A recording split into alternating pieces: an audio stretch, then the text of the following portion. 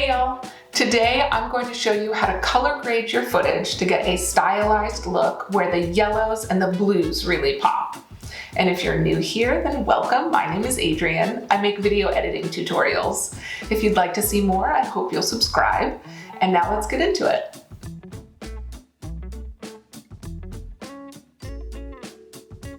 Now there is a difference between color grading and color correction. Color correction is the process of editing the color of your footage so that it appears the way your eye is meant to see it. Color grading is editing the color of your footage to make it look more stylized, and doing something like that can really affect the tone of your piece.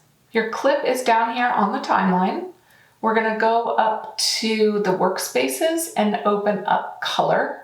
This is going to open up Lumetri Color, and we'll start under Basic Correction. Some people do like to create an adjustment layer, and then they lay that on top of their footage in the timeline, and then they apply their color grading to that adjustment layer. Personally, I don't like to do that. For the videos that I make for YouTube, because they are so short, I like to do any color work before I start editing, so I can apply that to the entire clip and then start cutting it up. Now I understand that if you're working on a much larger project than a YouTube video, doing your color first might bog down your machine. When I've done larger projects, I still don't like using an adjustment layer. I like to be able to make changes at the clip level. It's just my preferred workflow. Before you do any color grading, you should do your color correction. You want to make sure your footage looks the way our eyes should see it. Now, because this tutorial is about color grading and not about color correction, I'm just going to use the handy auto button here under Basic Correction. So that's corrected my footage.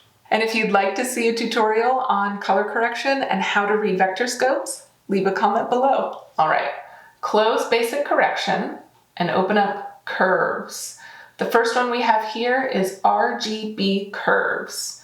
There's a white, a red, a green, and a blue.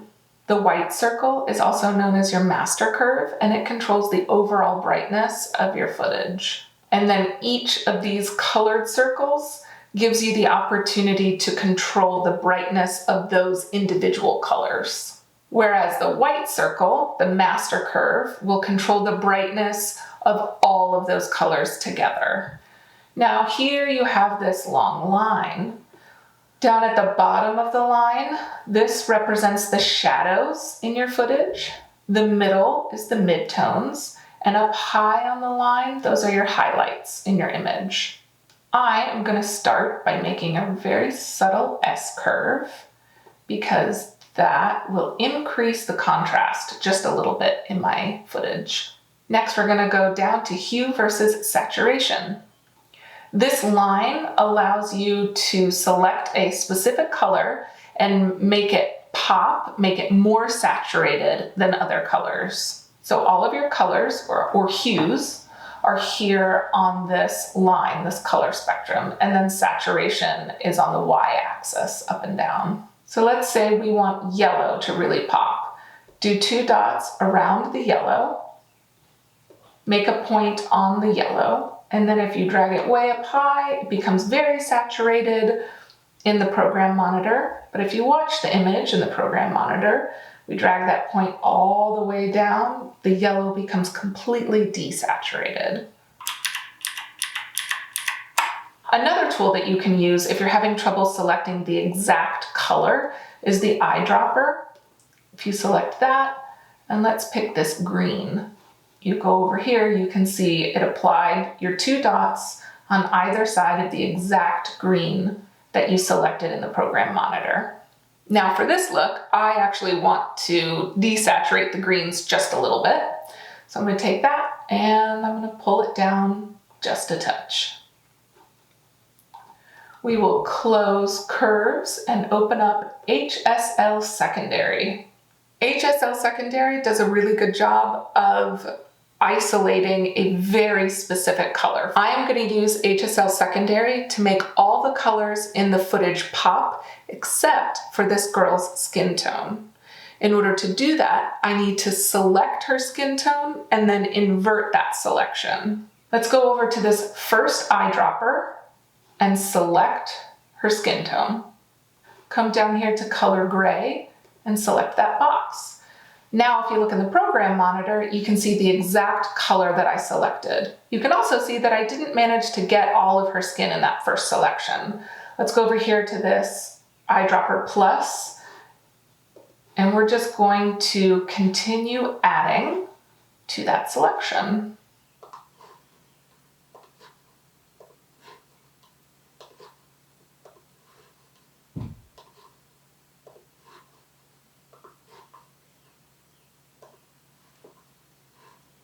All right, that looks pretty good. So now you can come down here to HSL and use these to really isolate the colors you're looking for.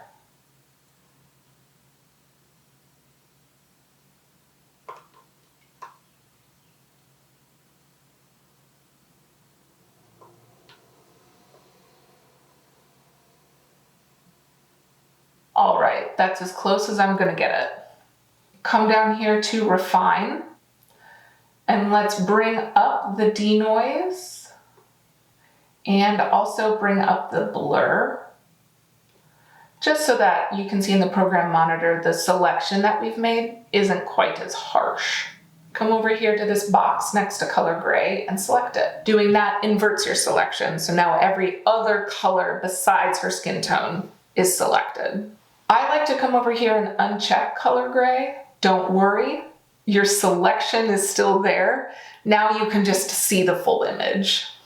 I'm going to come down here to the color wheel under correction and take this center dot and move it down here in between the light blue and the dark blue. And that looks pretty good. Okay, now I'm going to close HSL secondary and open up color wheels and match, and I'm just going to drop the midtones just a hair. I like the way that looks. I'm going to go ahead and open up Vignette. I want to add a very subtle vignette. You do have to be careful. Vignettes, if they're too obvious, I think they start to look a little cheesy, but we want this to have a cinematic feel. A vignette is also a really easy way to direct your viewer's eye to the subject on screen. Let's lower the amount just a little and boost the feathering just a little. Yeah. Now, if you really want to get that cinematic look, you could add black bars on the top and bottom of your footage. There are several different ways that you can do this. One is you can change the aspect ratio of your footage, or you could crop it. I'm going to take this opportunity in case you're interested in using an adjustment layer to do your color correction and color grading. This is where I'll show you where you can find the adjustment layer so that you can add it and do that for yourself. And I'll add the crop to the adjustment layer. Go over to your project panel, right click, new item, adjustment layer. Click OK, and then you'll see the adjustment layer show up in your project panel. Grab it and drop it on your timeline on top of your footage, and you'll see nothing. So your adjustment layer is clear. Your adjustment layer is essentially invisible. Any effects that you add to the adjustment layer will be applied to the footage underneath it. Go over to Effects, search for Crop, drop it onto that adjustment layer, and we want to crop the top and the bottom 12%.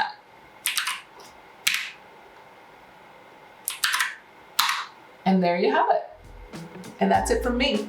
If you'd like to see more tutorials on color grading, please let me know. And again, if you'd like to see a tutorial on color correction where you don't use that auto button, I always think it's a good idea to understand what it is you're doing, even if you wind up using that auto button. I won't tell anybody. If you'd like to see either of those tutorials or anything else really, leave a comment below. If you found this helpful, I do hope you'll subscribe, and I'll see you in the next one.